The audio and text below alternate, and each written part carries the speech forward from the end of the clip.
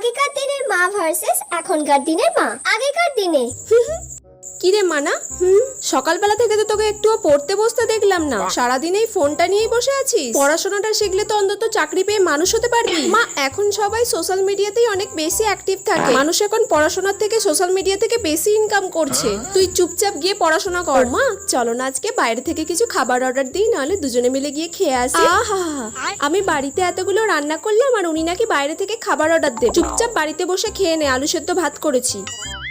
এখনকার দিনে আরে বেটু, তুমি সব সময় কেন বই নিয়ে বসে আছো? একটু সোশ্যাল মিডিয়ায় অ্যাক্টিভ হও না। মা, আমার পড়াশোনা করতেই ভালো লাগে। দেখো এখনকার জেনারেশনকে কত সোশ্যাল মিডিয়ায় অ্যাক্টিভ, আর সোশ্যাল মিডিয়া থেকে লাখ লাখ টাকা কামাচ্ছে, কিন্তু আমি পড়াশোনা করতে চাই। মা, বেটু চলো আজকে আমরা বাইরে থেকে লাঞ্চটা সেরে নিই। না মা, আমি বাড়িতে আলু সেদ্ধ ভাত খাবো। ঠিক আছে, তুমি আলু সেদ্ধ ভাত খাও, আমি বাইরে থেকে লাঞ্চ করে নিচ্ছি।